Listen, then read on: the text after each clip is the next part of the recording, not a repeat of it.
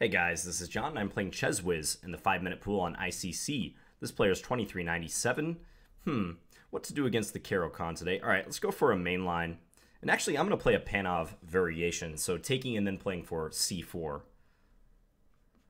I kind of like the IQP positions that can result from this. I don't mind playing it for either side. Let's actually play bishop g5 here, the bit more trendy move. Knight f3 does allow bishop g4, so... Okay, and they take... So I can play d5 here, I think is the move. Let's do that. Attacking that knight. And now I think bishop takes c4 is the most direct way to try to regain this. Because if they take, then we have queen a4 check and picking up the knight. And that's what we're going to have. Okay, take this. Rook there played right away. And I can go attack this pawn after queen d4. Maybe I should do that. Looks all right. I would like to complete my development, so just knight f3 and castles. I feel like it might be a little tough for black to do the same. They do have to tend to the a7 pawn, although they are going to ignore it. Interesting decision right here. So do I take it, or do I take e6 first? I feel like taking e6 might contribute to their development, so I'm leaning towards just taking here immediately. But I could also play, perhaps, knight f3. Now let's take here. Is bishop c5 a concern? Bishop c5, queen takes b7. Maybe that's a concern. Okay, yeah, I gotta be on the heads up for that. Okay, you know what? I'm gonna develop. I've changed my mind a little bit. I'm just gonna play knight f3. And if they take d5, I might take f6. That's also an option. I think queen f4 is probably okay here. Queen e5 could also be played. Queen e5 stopping them from taking altogether. Queen e5, bishop takes f2, king takes, knight check. Let's say king g3, they take here, we take here.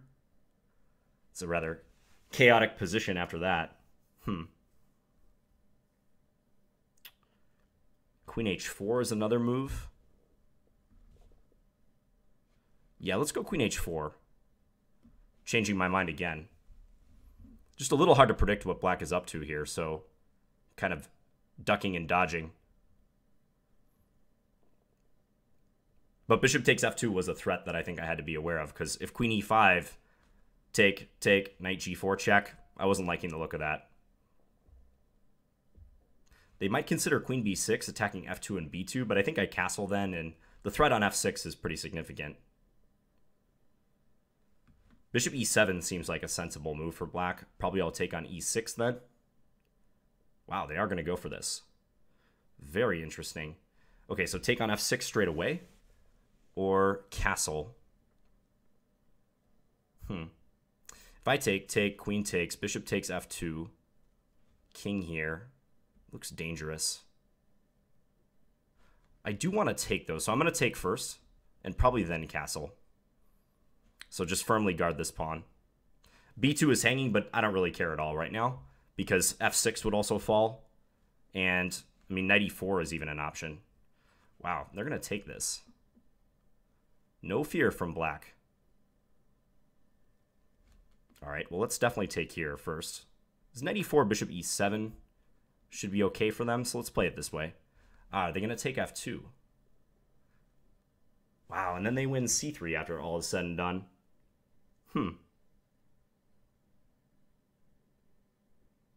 Bishop takes f2, I missed.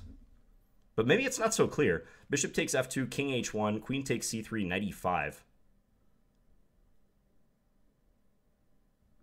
I have no idea what's going on in that position. I'm making some tactical oversights today. I feel like this is one of these days where I'm not quite as sharp. It's the weekend. I've got some other plans. And I can tell that my game is not exactly as sharp as I would like it to be. But still, we're fighting. We're having a good time. So, all right, so if they take here, I'm going to play knight e5, I think, is the plan. Yeah, and actually, after this, d6 is just a threat, isn't it? I think I can just play d6 here. And I'm threatening mate. Bishop h4 would be one way to parry it, but just queen takes h4. Is that just winning for me? Just spending a little moment here checking, because I think that might be winning. I could also play knight takes d7, That would win back the piece, but I think just pushing the pawn is crushing. Yeah, they have to play bishop e7. We take f6, check. Yeah, that's got to be good. So let's do that. Once we get that check on h5, it's game over. Even queen takes h7 actually is killer.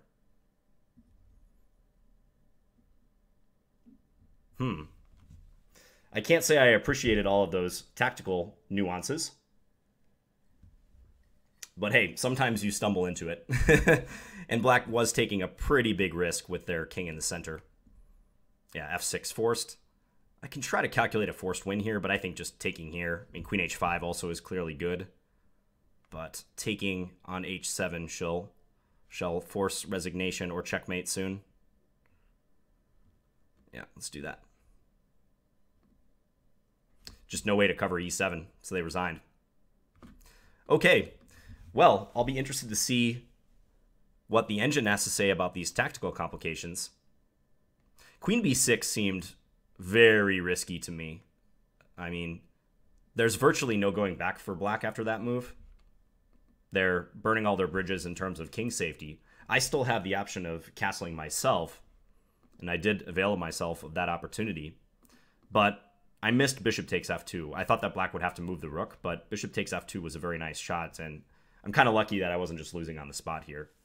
So the point is, if I take with the rook, then they take a1 with check, and then they'll win my knight on the next move. Like, queen takes a1 check, rook f1, queen takes c3. But maybe, in view of what happened, this just might be good for white. Because here, yeah, I have the threat on f7, so, and also h8. So rook f8 seems pretty much forced. Maybe they could castle here, actually. What if they castled? That might be the move. I could play knight takes d7 then. But that's a lot less clear than the game. So black might be forced to castle. We'll go back and have a look. So another e4 game. Trying my best to mix it up a little bit, expand my repertoire. You saw a game I had against Grandmaster Devyatkin, where I played knight c3 here on move 2. But this time I played the Panov-Botvinnik Variation, which I think I've only played maybe once or twice from the white side. I played this line from the black side a decent amount. So c4, knight f6, knight c3, and now knight c6. So bishop g5, I think, is considered the more promising way to play, because if you play knight f3, black can play e6, which is a main move, but also bishop g4 is a very tough move to crack. And after c takes d5, knight takes d5, queen b3, there's this long variation that leads to an endgame. I won't show you that variation, but it's considered basically just dead equal, according to theory. So I played bishop g5 instead, and now black took. I wasn't familiar with much of the theory here, although from the black side, I've played bishop e6 here before. I think that's a reasonable move, despite the fact that it blocks the pawn, because black can try to develop like this. So d takes c4. I'm going to start up the engine right here. I played d5. So this advances and attacks the knight, because if I take here right away, then black might take on d4 and try to win a pawn, although it's possible white gets some play, although this is probably bad, I would imagine. Bishop e3, e6, and black defends. Yeah, so I wasn't going to gambit the pawn on d4, even if that is somehow playable. Knight f3 does come to mind, though. Simply developing and defending and trying to go bishop takes c4 coming up. So d5, black played this, and now I took. This is a typical operation to regain a pawn. So here, rook c8. I'm sure there's some theory in this position. I just don't know it. I'm totally making this up as I go along. So rook c8, and I played queen d4, pressuring f6 and also attacking this pawn on a7. Black played e6. So at first I was going to take this pawn, but I think bishop c5 is going to give black a lot of play. That nearly traps my queen. Queen takes b7, and I mean, I think even if they had to like castle or something here, I still feel that white would be in grave danger. Black's down a couple pawns, but white's development is backward. It's not clear where I'm going to put my king. I need a couple moves to go kingside. My queen could be in danger. Not good. And I'm sure there's a better line here too, like rook b8 as the engine is saying. Queen a6. Bishop takes f2 check. Yeah, this is a tactic I always have to worry about. The bishop sacrificing on that square, and then black coming in with the knight check and winning g5. Then my king is completely ripped to shreds. So this is a position where if you're white, your sense of danger should be in high gear right now. I mean, ideally, you'd kind of sense what was going on a couple moves prior, and, you know, optimally, you would know the theory leading up to this position. But if you got here, I mean, you can't just play a quick move and expect to survive. Black already is mobilizing, and they've got the two bishops. Bishop c5 is a threat. White has to take care. There's a lot of stuff that can happen. So I played knight f3, allowing bishop c5 with tempo, but this seemed like the responsible way to continue. I wanted to play this to try to stop them from taking on d5, but I think it runs into this move. And then if I take, it's the familiar tactic, knight g4 check, this time with a fork, though. If my king comes out, knight takes e5, I must regain the queen. But, yeah, if knight takes f3, this bishop is hanging. Black is already up, what, a pawn? So the onus is on white to do something here, and in the limited time I had to calculate this position, it didn't seem good. Looks like white's just worse. So I played the queen to h4. And now queen b6. And as I said, this is a committal move. Because, I mean, I think almost anything can happen after queen b6. On the surface, it looks active and even good for black because it attacks b2 and f2. But I can take f6 and then black has to recapture with the pawn, meaning their king will never be truly safe on the king side. Also, they had a calm possibility here. Like, I thought maybe just bishop e7 was a decent move. Retreating the bishop, but guarding against capture possibilities, and I'm not up anything here as white. And with the center probably opening soon in view of the pawn tension, I would probably take black. I mean, if I had to do something like this and then just castle, black can't be any worse here. Well, they would be worse after king f8. But let's say castles. Yeah, it's an open position. Black possesses the bishop pair. About equal, according to the computer. But they played queen b6, maybe influenced by the fact that I had 1 minute less than them, and I had been playing a little hesitantly up till this point. But let's see. So bishop takes f6. Now, this is guarded for now, so bishop takes f2 is not going to hurt. Maybe they could play this right away, but it seems to be asking for it. And as we'll see, this could transpose to the game, which looks just good for white. So they took here. I castled. I think it's important to secure the king. f6 will always be weak, but we might not always be able to castle. So when you have a choice between a necessary option and kind of a disposable option, like taking on f6, I may not play it, but I almost certainly want to castle. You should play the necessary move first. So that's what I did. Yeah, and here, queen takes b2 is really asking for it. So bishop e7 seems to be the preferred move. Black still hasn't lost anything. I mean, their king is going to be in jeopardy, I think, but my position also is a bit loose. Like, I always got to worry about queen takes b2. Best move is this, according to the computer. And then bishop takes. Probably not f takes, because then h5 is a possible check option for me. So bishop takes, knight e4, and white has an initiative. That's safe to say. But they took here, and I took on f6. Ah, queen takes c3. Another move I didn't see. Yeah, queen takes c3 is the move for black. A savvier application of this whole bishop takes f2 idea. Right, so we'll look at that in a second, but here, knight e4 seems better. Attacking the bishop, attacking f6. Yeah, now bishop takes f2 doesn't work, because I could take with my queen or the knight. What if bishop e7? Rook a b1. Yeah, driving the queen away from the defense of f6. And if, say, like this were to be played, I mean, I could probably just take here, and I would enjoy a huge advantage. Yeah, similar problems to the game, right? d6 is coming. The rook is under attack. Black might have to bail out by castling. Yeah, this is terrible for black, though. I mean, my rook might even join the attack if they castle.